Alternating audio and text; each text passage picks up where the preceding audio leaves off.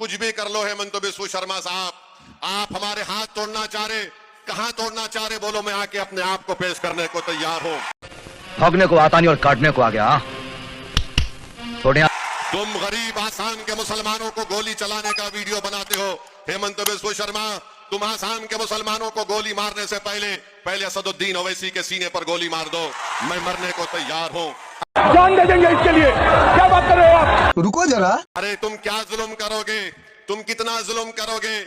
याद रखो, जुल्म करने से जुल्म मिट जाता है। तारीख बताती है कि फिरौन का भी जुल्म हुआ और फिरौन खत्म हो गया, अल्लाह ने मूसा को कामयाब किया। तारीख बताती है कि नमरूद ने आग लगाई मगर उस आग में अल्लाह ने इब्राहिम को बचाया, और नमरूद एक लंगड़े मच्छर से उसका खातिमा अल्लाह ने कर दिया। सुन लो जुल्म करने वालों, हम जब तक जिंदा रहेंगे ला इलाहा इल्लल्लाह कहते रहेंगे। वाह वाह वाह वाह, अलमानी भाई वाह, अब्बा के दम पर गरीबों के चोपड़े बचाने के लिए वाह वाह। लेकिन वो जमाना गया जब अब्बा को लोग समझते थे, अब तो धंधा बन गया अखबार, पैसा कमाने के लिए उल्टी उल्टी हेडलाइन छापते ये लोग। बालासाहब की चेतावनी, अडवाणी के पास में इमाम की गिरफ्तारी, मजाक उड़ाएंगे। हम अपनी मस्जिदों को आबाद करके रहेंगे। अरे तुम्हारा जुल्म खत्म हो जाएगा हेमंत बिस्व शर्मा, तुम भी इस दुनिया से जाओगे, मैं भी जाऊंगा, सब जाएंगे। जुल्म नहीं रहता, जुल्म मिटेगा। ये तुम्हारी हालत फहमी है। अखबार में बहुत ताकत है, टक पलट देता है अखबार, सहमे हुए लोगों में ज्वाला भड़काकर खा दिया। और आपसे अपील कर रहा हूं कि AIUDF को कामयाब करिए, ये आपकी आवाज है। आज पार्लियामेंट में बदरुद्दीन अजमल साहब मेरे साथ नहीं है। मैं अपनी जिंदगी का तरीका बदलने जा रहा हूँ, तेवर नहीं।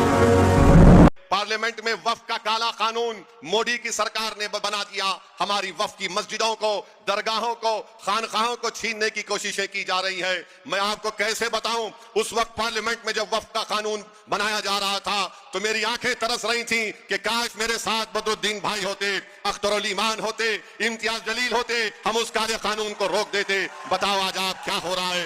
कांग्रेस पार्टी, आप बताइए, कांग्रेस पार्टी बोलती है कि AIUDF से बीजेपी को फायदा होता है। सुनो कांग्रेस के दीवानों, तुम्हारे दिमाग, तुम्हारे सर में दिमाग नहीं है। जिसका कोई नहीं होता उसका कोई नहीं होता, क्योंकि ऐसा कोई नहीं होता जिसका कोई नहीं होता, क्योंकि अगर कोई नहीं होता तो यहाँ कोई नहीं होता। 2006 में अजमल साहब ने इलेक्शन लड़ा, जब कांग्रेस कैसे जीती। 2011 में कांग्रेस के खिलाफ अजमल साहब इलेक्शन लड़ा, कांग्रेस जीती। 2016 में हेमंत बिस्व शर्मा कांग्रेस से बीजेपी में चला गया, बीजेपी की सरकार आई, तुम्हारे 50 MLA हेमंत बिस्व शर्मा के साथ चले गए। अभी मजा आएगा ना भिड़ो।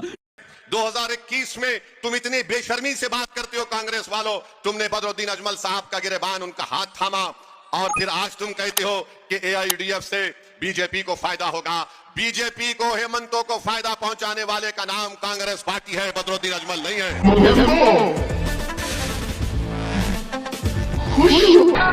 और कुछ नहीं।